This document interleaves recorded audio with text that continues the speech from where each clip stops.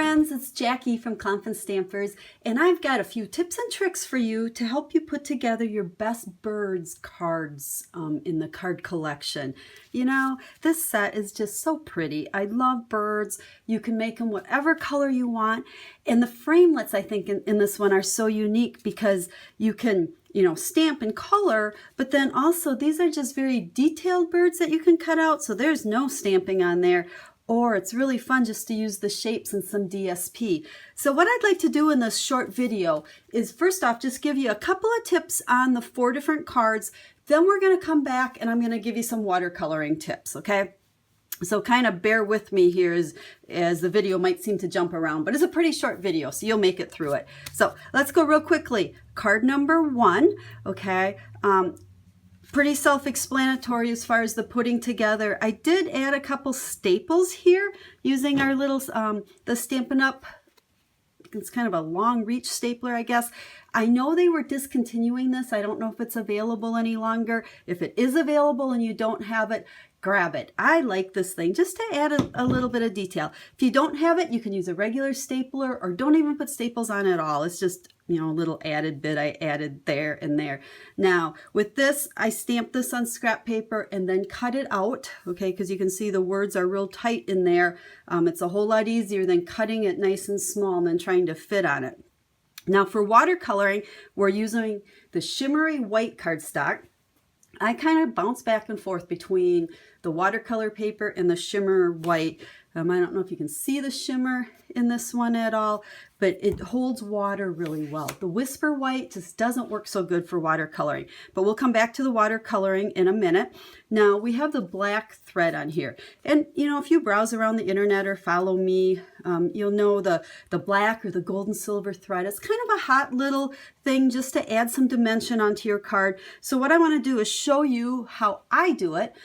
There's a million different ways to do it, I'm sure, and everybody kind of plays around and figure out what works for you. But what works for me, okay, we have our bird here. He's all watercolored. It's for on this card right there.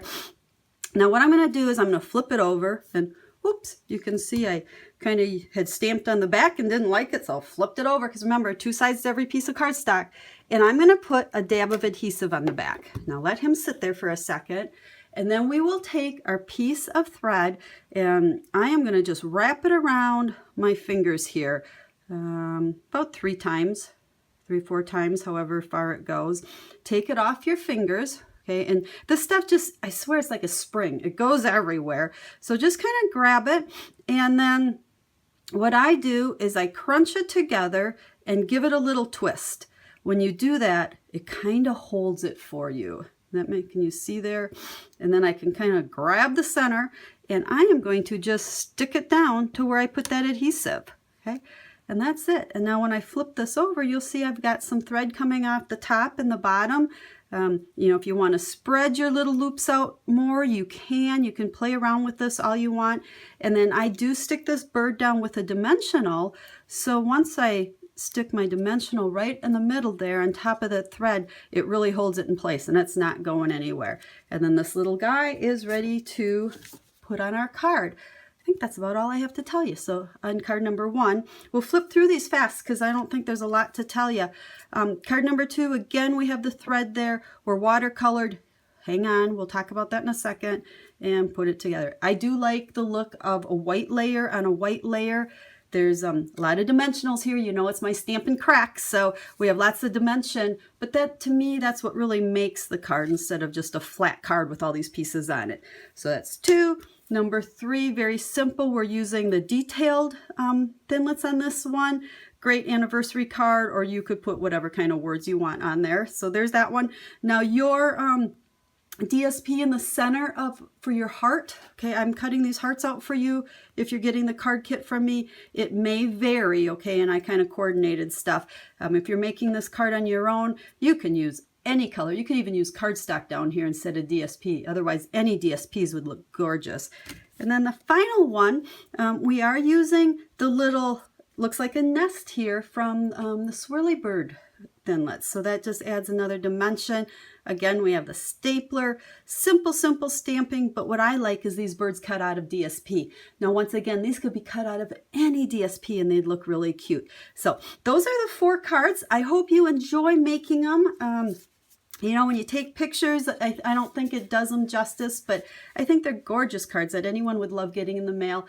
Also, they're very all occasional, so you could put any kind of words on here, and you can make them for male or female. So, very versatile stamp set. So, with that, let's talk watercoloring for just a second. So, couple of tips. Being photopolymer, you've heard me talk about this before. If you can, stamp on the paper piercing mat. It will give you a much better image. When you're going to watercolor, make sure you're using the archival pad, because this, once it's dry, it will not bleed once you add water to it. You know, there's nothing worse than all those black smudges. So you're going to want to do that. Now what I did, I was making all 4 cards, so I stamped all the images that I needed watercolor all on the scrap paper at one time, so I can just go ahead and watercolor them together. Now, lots of ways to watercolor. I like to use my ink pads and a blender pen. And what I'm going to do before I open it, I'm just going to squeeze it, which makes a mess out of your pads. So those of you that are neat freaks, this might drive you absolutely crazy. But there's the ink that I can pick up with my blender pen. Now, those of you who know me, have stamped with me before, know that I am the quick and easy stamper. Everything I do is fast. If it takes me very long, I don't do it. I'm also not an artistic watercolorer. You know, you'll see stuff out there that is absolutely incredibly watercolored, like you're an artist. I am not an artist, so my style of watercoloring goes with the quick and easy, but I like it. I hope you do too. Basically, let's see, that bird is this one right here. So I'm going to just take my blender pen and pick up some of this ink. This is the Marina Mist, and when I go to color this little guy, you know, I like to just say I'm slopping that ink on there. Okay, so we're just putting on there. You know, one thing that makes it look, I think, a little bit more artistic, so to speak, is don't color it real solid. Then you might as well be using a marker. You can see here I left a little bit of white space in certain parts. Now what I will do is I'll come back in here and add a little bit more color to darken it. So we'll make our wings a little bit darker. Maybe down here on his breast we'll make it a little bit darker. You know, you can get it darker just by going over it with more ink. Like I said, that shimmery white holds the water really well.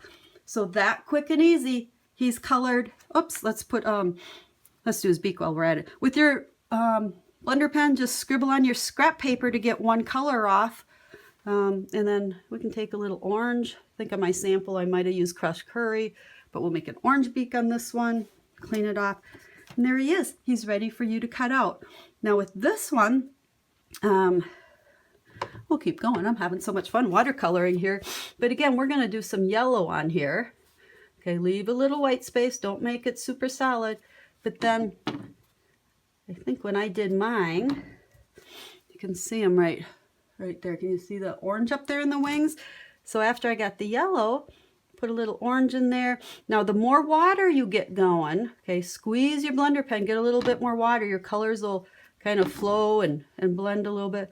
Then I could add a little bit of orange down here.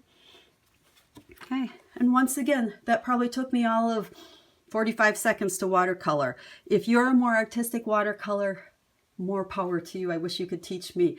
But then again, I probably wouldn't do it because I'm all about fast and easy and got to get it done. I use just some green and some brown in my leaves. I'm sure anybody can watercolor the way I do. So that's it. And I think that's all I really have to show you on the Best Birds card collection. So I hope you have a blast making these cards and you make tons of them. Don't just make these 4 and stop there. You know, my goal is to be teaching you ideas and ways to use your stamp set so that you'll use it over and over and over. So stamp a ton with it. Have a stamp happy day, and if you have any questions, let me know. And if you need to order any more products, I would be happy to help you with that. Or just go to ClomptonStampers.com and place your order. So we will talk with you and share with you later. Have a great day.